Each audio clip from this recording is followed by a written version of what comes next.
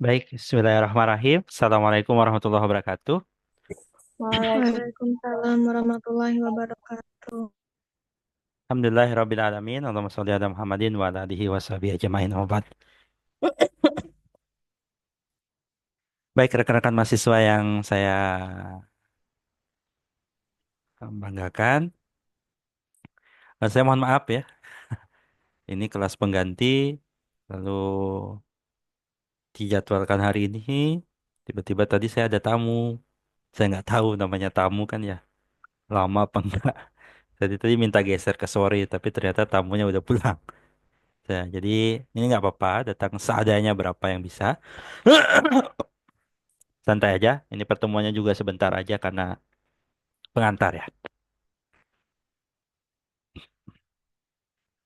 Nanti yang tidak datang juga bisa apa namanya mengikuti via rekamannya saja. Kira-kira begitu.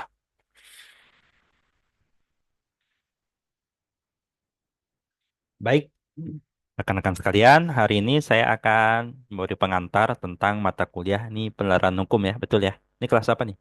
A, B, A, B, A, A ya? Kelas apa? Kelas A. Oke, kelas A. Baik, saudara, ketemu saya sepertinya dua kelas ya di kelas A itu. Satunya yang kemarin ya di hari Jumat. Baik, saya akan share screen dulu.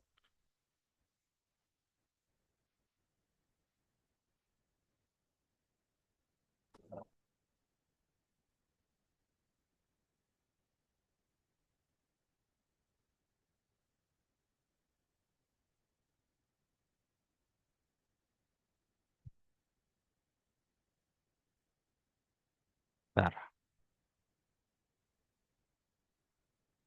saya share screen.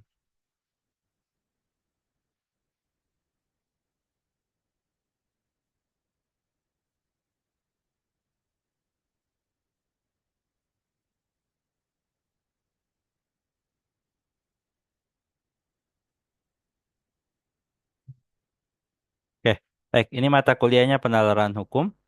Eh, kita ada dua SKS, berarti setiap pekan akan ketemu secara tatap muka sebanyak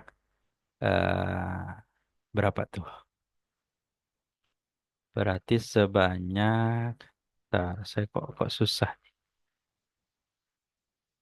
Share screen-nya kok agak susah. Oke, sip.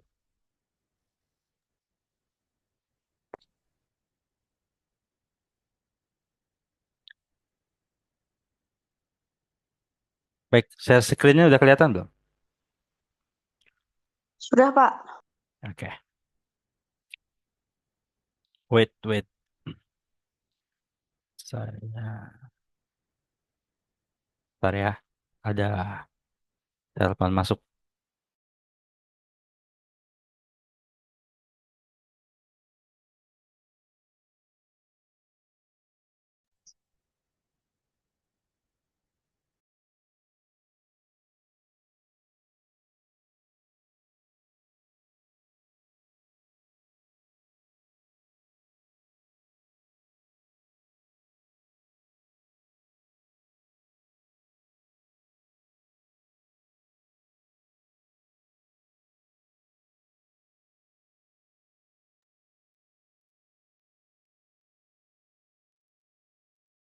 Oke,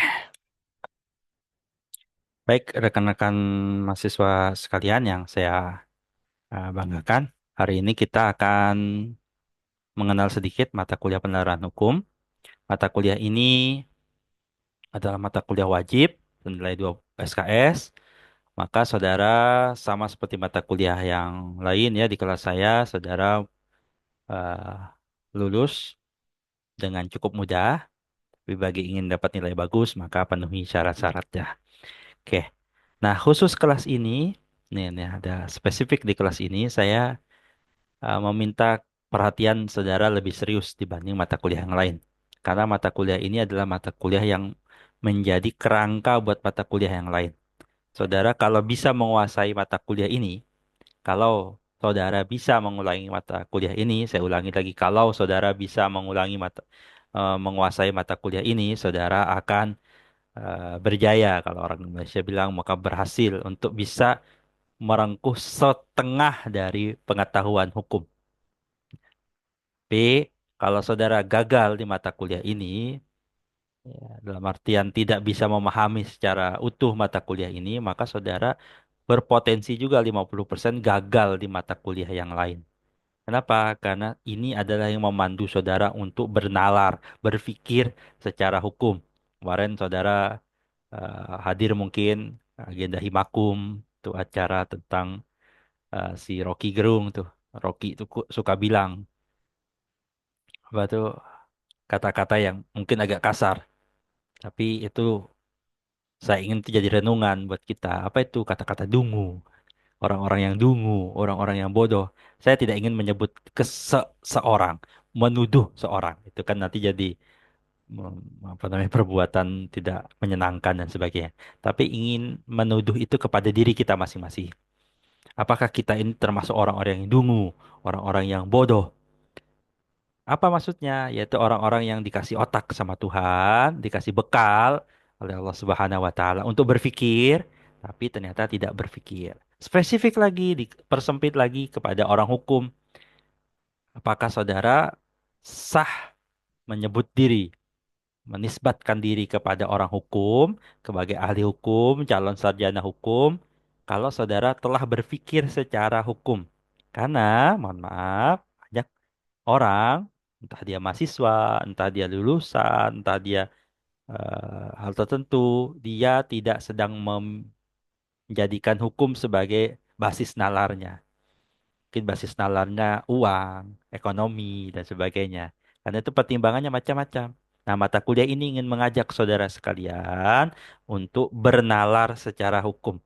Apa itu bernalar secara hukum? Jadi menggunakan logika-logika hukum. Karena logika-logika itu bisa banyak. Bisa logika ekonomi, bisa logika politik, bisa logika kekeluargaan, bisa logika macam-macam, ya. Bisa pakai logika agama, bisa pakai yang macam-macam, ya. Sukuan dan sebagainya. Dia membentuk satu sistem berpikir. Nah, orang hukum juga punya sistem berpikir sendiri. Itu tadi yang saya sampaikan kenapa mata kuliah ini penting. Mata kuliah ini bisa ber apa namanya bisa menjadi hal yang penting 50% lah. Saudara bisa menguasai ini, bisa menguasai seluruh bangunan mata kuliah di eh, Fakultas Hukum.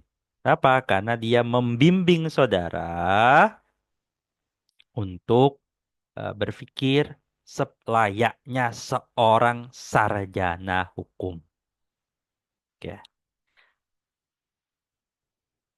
Memangnya orang ada yang berpikir cara lain? Ada. Dia sarjana hukum, tapi tidak berpikir selayaknya orang hukum. Ada. Apakah ada orang yang berpikir tapi salah? Ada. Ya, yang saya kasih contoh. Ini sebagai Muslim, saya wajibkan untuk menyampaikan sebagai di kampus UMKT itu apa namanya berbasis nilai-nilai Islami. Pak, saya kan bukan agama Islam, tetap mengikuti ini sebagai satu basis ilmu saja. Nah, jadi bukan keimanan. Jadi silahkan saja saudara beragama siapa saja boleh kuliah di UMKT. Tapi kami juga dosen berkewajiban untuk menyampaikan nilai-nilai Islam. Saudara, bagi yang Muslim itu menambah iman saudara, tapi sebagai yang non-Muslim ini sebagai basis pengetahuan saja, kayak gitu. Dalam Al-Quran ada ayat dalam surah Al-Imran ayat 190. Inna fi khalqis samawati wal ardi wa ikhtilafil laili wan nahari la ayatin liulil albab. Sesungguhnya dalam penciptaan langit dan bumi dan silih bergantinya siang dan malam terdapat tanda-tanda bagi orang-orang yang berakal. Maka beriman itu berarti juga berakal. Menerima iman harus juga menggunakan akal. Karena manusia itu Mm-mm. Karena manusia itu pada dasarnya adalah makhluk yang dimuliakan, salah satunya karena akalnya. Maka orang ketika kehilangan akalnya, itu maka dia sudah kehilangan kemuliaannya. Kalau saudara akan temukan banyak dalam berita misalnya, ada orang-orang mabuk, ya. Lalu dia melakukan perbuatan keji yang macam-macam lah. Bahkan ada apa namanya, anak mungkin membunuh orang tuanya, orang tua membunuh anaknya, macam-macam lagi perbuatan-perbuatan yang keji-keji seperti itu. Lalu ketika ditanya, saya tidak sadar Pak, saya di bawah kendali alkohol Pak, dan macam-macam Pak, saya waktu itu mabok. Itu dia apa terjadi saat itu, dia kehilangan akalnya.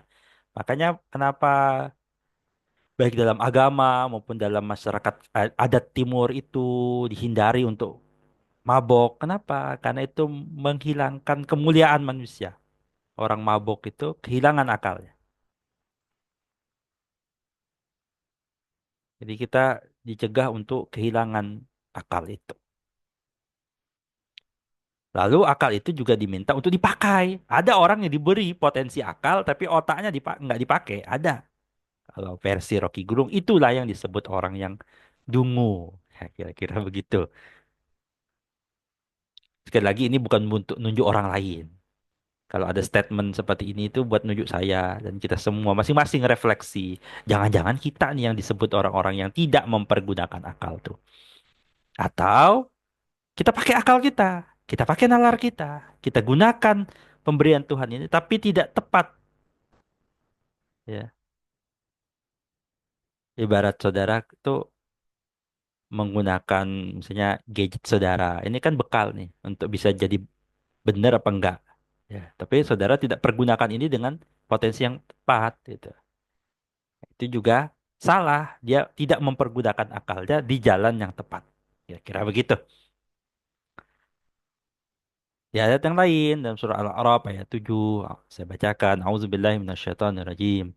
Walaqad dzara'na li jahannama katsiran minal jinni wal ins lahum qulubun la yafqahuna biha wa lahum a'yunun la yubsiruna biha wa lahum adhanun la yasma'una biha ulaika kal an'am bal hum adall ulaika humul ghafilun. Dan sesungguhnya kami jadikan untuk isi neraka jahanam itu kebanyakan dari jin dan manusia. Mereka mempunyai hati, tapi tidak dipergunakannya untuk memahami ayat-ayat Allah.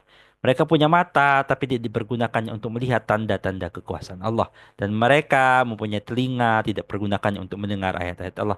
Mereka itu seperti binatang ternak, bahkan mereka lebih sesat lagi. Mereka itulah orang-orang yang lalai. Dalam bahasa agama, orang-orang yang tidak pakai akal itu seperti binatang ternak. Apa binatang ternak itu dicucuk hidungnya apa saja mau. Mau dilakukan apa saja mau. Itu memang Tuhan sudah ciptakan ada binatang ternak seperti itu. Itu memudahkan kita juga sebagai manusia untuk mempergunakannya dan sebagainya ya. Menggunakan ternak itu sebagai pembajak sawah misalnya, atau yang sekarang ya kita gunakan itu yang banyak sebagai bahan makanan. Ya, diternak untuk dibunuh kira-kira begitu. Ya, manusia kan tidak digunakan seperti itu. Manusia tidak apa namanya, tidak untuk digunakan untuk sekedar kebutuhan fisik gitu. Tapi kita sebagai manusia, kita punya mental, punya akal, punya dan sebagainya. Oleh karena itu, kalau kita tidak mempergunakan akal kita eh, dibahasakan, diperumpamakan, kita digambarkan sebagai binatang ternak tuh. Yang mudah-mudahan kita nggak seperti itu. Oleh karena itu sekali lagi itu ketukan buat kita, buat hati kita, buat diri kita untuk melihat jangan-jangan saya nih memang orang-orang yang tidak mempergunakan akal dengan baik. Sudah diberi bekal akal tapi tidak dibawa. Dia datang ke kelas tapi otaknya nggak dibawa. Ada tuh yang begitu. Dia sudah capek-capek ke kelas, naik kendaraan, orang tuanya sudah belikan macam-macam kendaraan untuk membawa dia ke kampus. Dia pakai kenakan pakaian yang bagus, itu ya, saingan OOTD misalnya gitu. Dia pakai pakaian yang bagus, tampilan yang baik, wangian ke kampus. Tapi apa yang dia lakukan itu malah bukan sesuai peruntukannya. Ke kampus itu kan gunanya untuk menggunakan otaknya belajar. Tapi banyak juga yang ternyata ke kampus, izin orang tuanya ke kampus, tapi ujungnya nongkrong di kantin. Saya juga sering menggunakan orang-orang yang tidak pakai otaknya. Mohon maaf, nalarnya tidak jalan tuh apa? Di kantin sudah tulisan tidak boleh apa tertulis dilarang merokok, kawasan bebas asap rokok dan sebagainya. Tapi mereka masih merokok di situ. Maka saat itulah orang-orang itulah yang sedang tidak pakai otaknya. Kira-kira begitu. Kasarnya begitu. Mudah-mudahan tidak ada di kelas ini yang seperti itu. Sama ada tulisan dilarang parkir, ya parkirlah di situ. Pak biasa Pak anak muda Pak bandel-bandel dikit. Nah, saudara salah milih jurusan. Jurusan hukum ini menuntut saudara jadi orang baik. Kenapa ya? Saudara belajar aturan-aturan yang baik. Maka kalau saudara jadi orang hukum tapi tidak mempraktekkan kebaikan itu, maka saudara salah satunya tidak bernalar secara nalar hukum yang sedang saudara pakai itu saat melakukan kebijakan hal-hal yang buruk itu.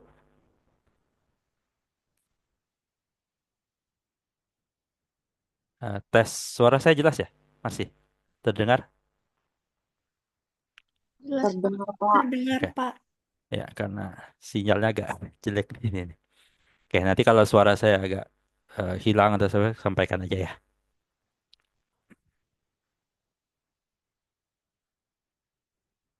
Nih, ada satu contoh begini.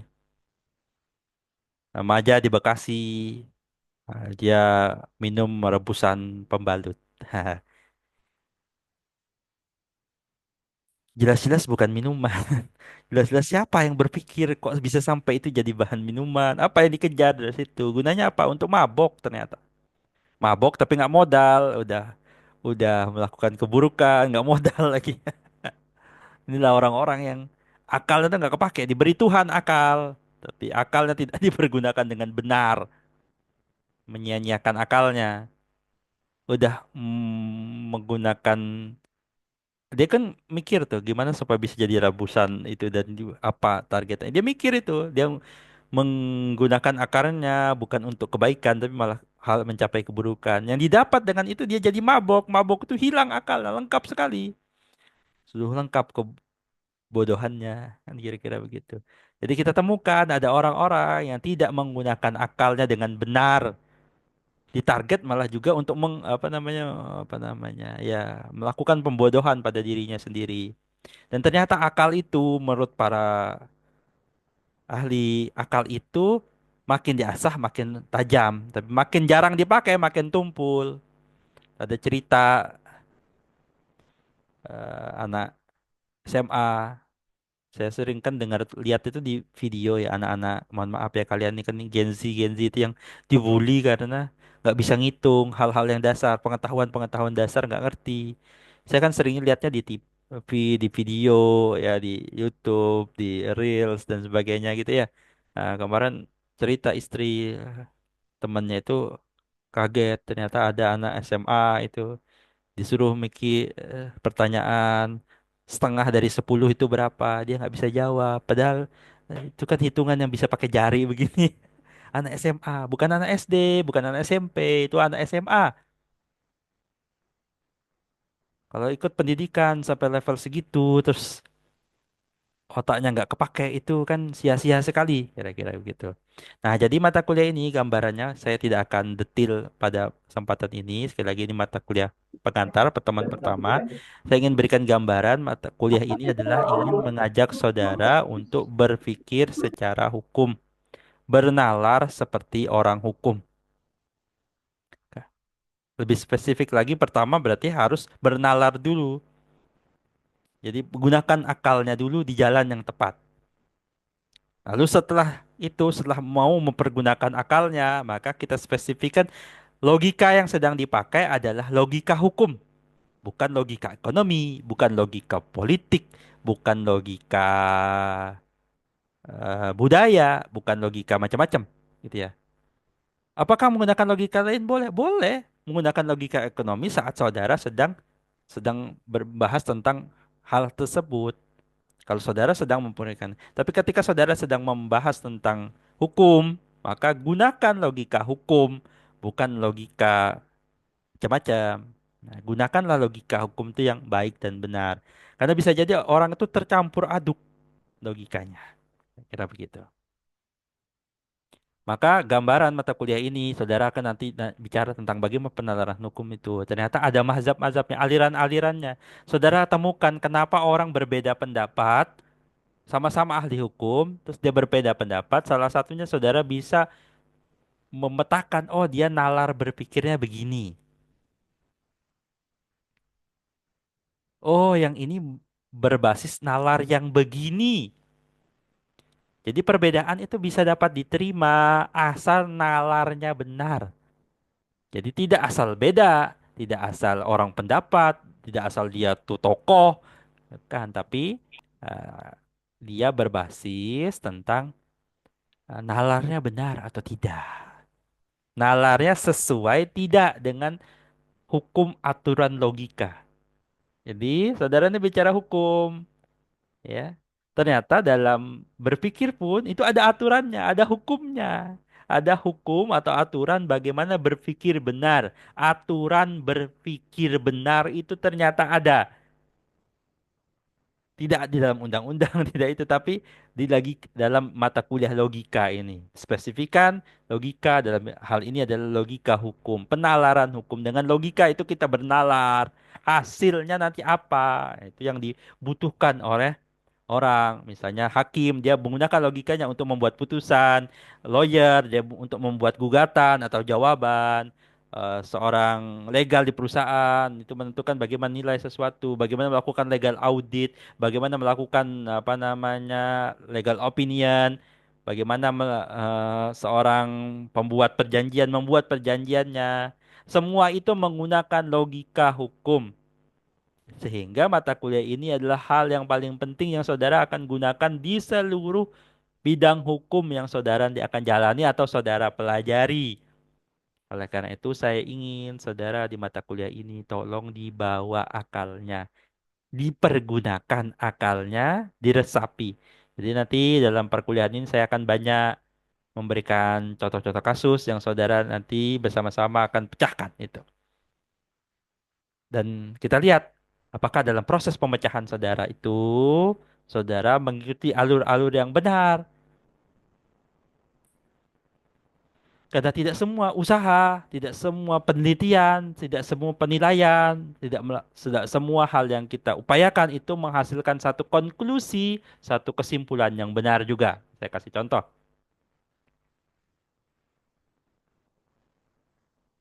Nih, ada satu kesimpulan telah beredar teh palsu.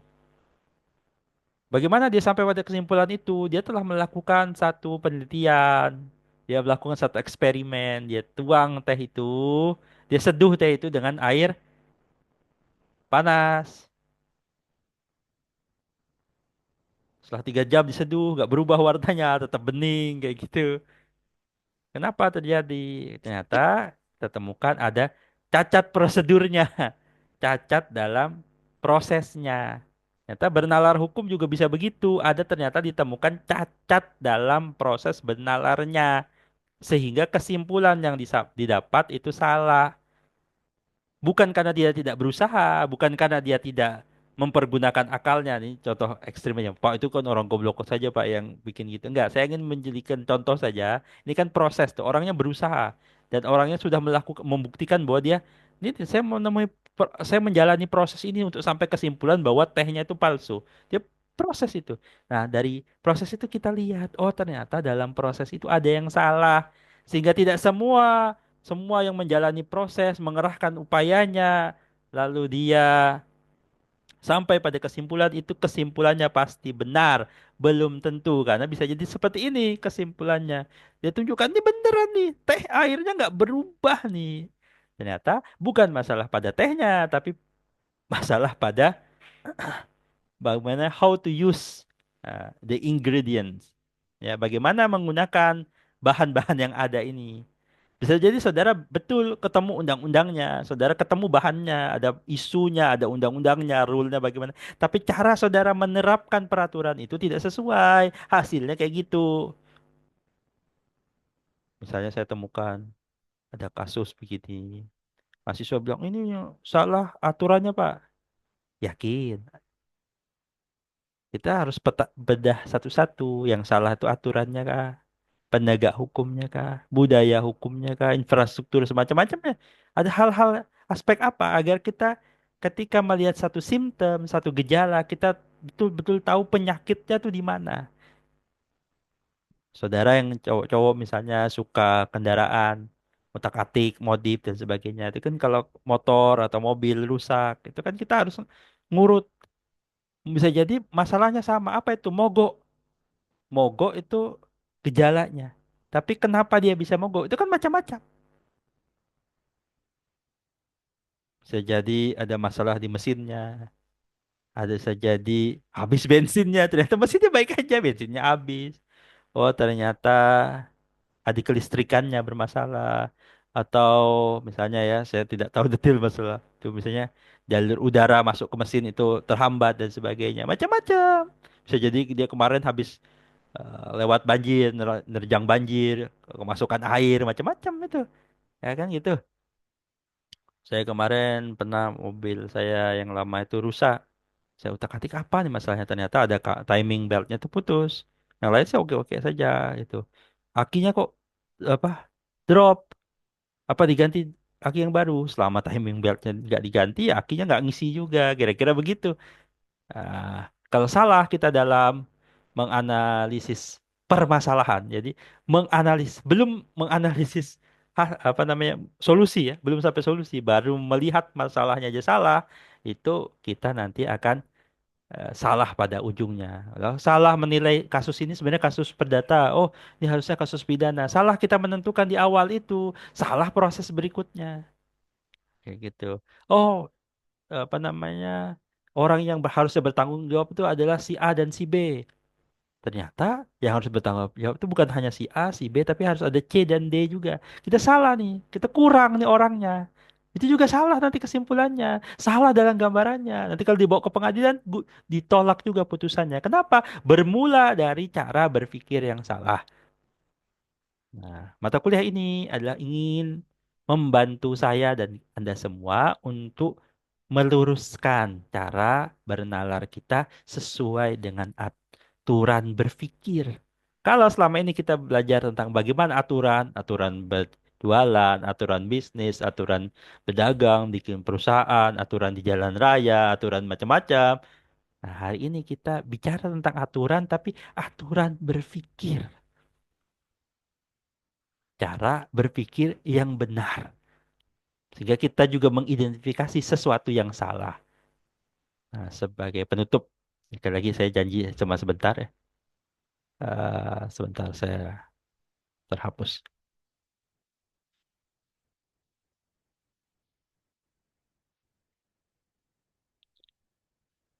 Oke, di sini. Nah, sini sebagai contoh, walaupun nanti ini akan dijelaskan lebih lanjut di pertemuan-pertemuan selanjutnya, saya ingin menutup ini dengan satu gambaran bahwa ada salah satu yang sering terjadi kesalahan adalah menerima atau menolak sesuatu karena orangnya. Oh, kadang Rocky Gerung yang ngomong pasti top. Karena dia profesor pasti top. Oh, ini karena dia ahli kedokteran pasti benar. Tidak.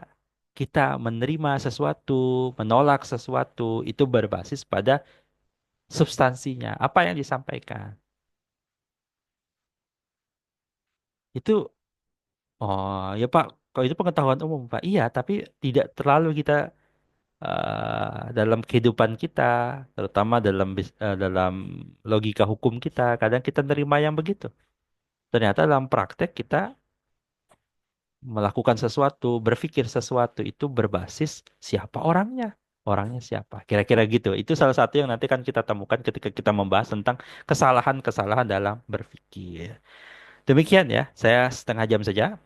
Ya, biar berarti saya harus lagi ke kampus. Saya juga mau ke kampus ini karena ada cara ya.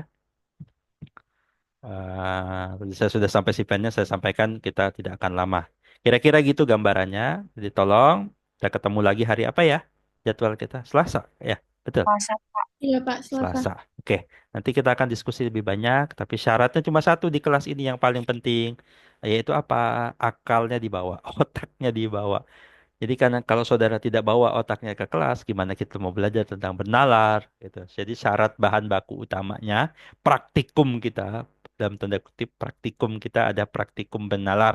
Mari kita lihat kesalahan-kesalahan kita dalam bernalar untuk apa? Bukan untuk menjatuhkan, bukan untuk apa, tapi untuk meluruskan cara bernalar kita. Demikian dari saya. Sebelum saya akhiri, apakah ada pertanyaan?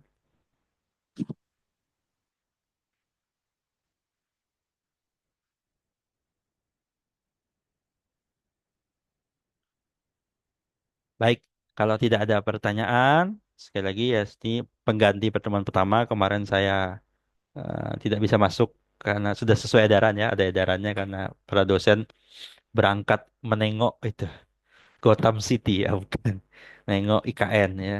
Di situ kita nengok ternyata beneran ada angsa dan bebeknya berkeliaran di depan Istana Negara. Ya, kira-kira gitu. Jadi kita ketemu lagi hari Selasa besok. Mudah-mudahan saudara siap, karena minggu depannya lagi kita akan menghadapi bulan puasa. Demikian dari saya akhiri. Assalamualaikum warahmatullahi wabarakatuh. Waalaikumsalam Waalaikumsalam warahmatullahi warahmatullahi wabarakatuh. wabarakatuh.